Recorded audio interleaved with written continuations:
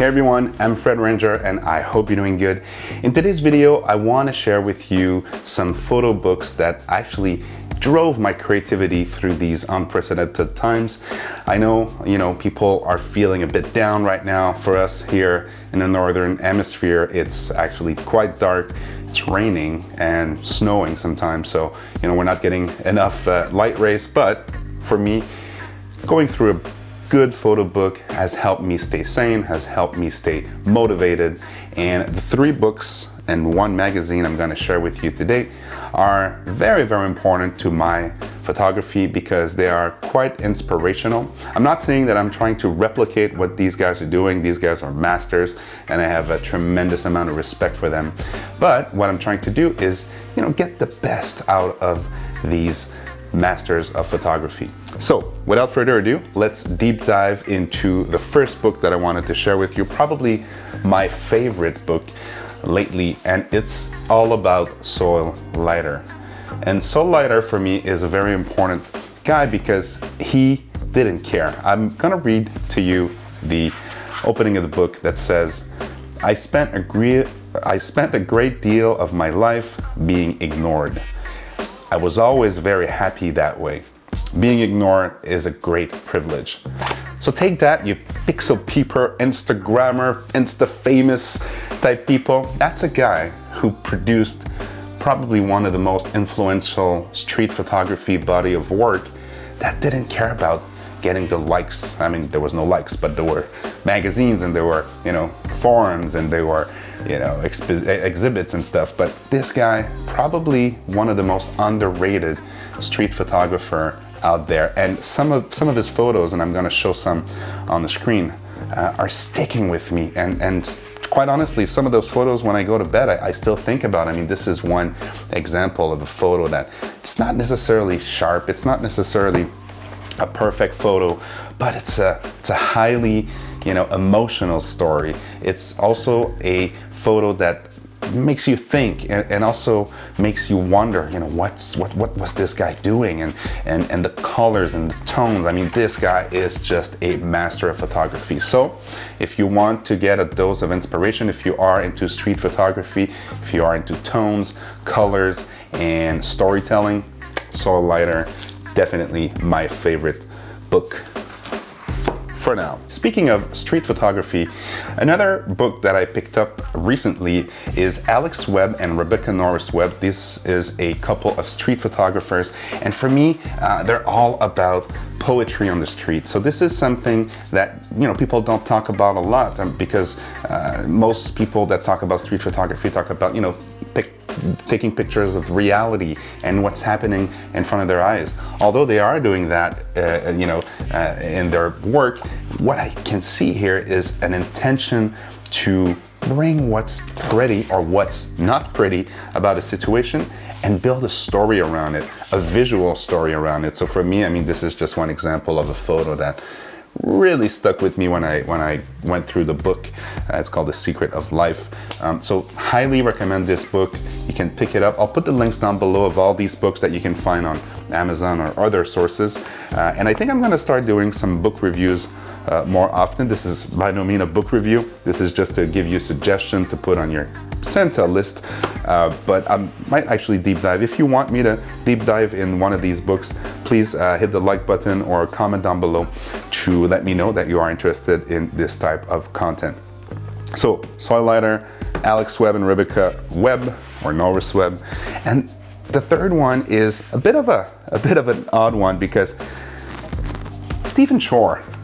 This is a guy who takes photographs like no other. Of course, he influenced a whole array of street photographers, and this is a reprint or a new edit of his trip Uncommon Places. I think it was in '82 that he released the first version, originally published in '82. There you go. So these are crazy good photographs, and just the tones and the colors. I mean, this guy was a master, still is, a master of color and street photography. If you want to get a high dose of inspiration, and these are just, you know, places in the US mostly where there's not really much happening. It's not a photographer that actually was looking for that emotion on the street. He was just basically a bit like Norris Webb. He was just finding a lot of poetry in boring, uncommon places. And he got back then a lot of critics. I mean, some of the critics were saying that he was boring, he didn't know what he was doing. But if you start looking closely at those photographs, you'll see that this guy was actually a master of photography. And I just love these, you know, formats. I mean, this book from Soil Lighter, it's easier to bring it like on vacation, but hey, we're not going on vacation anytime soon.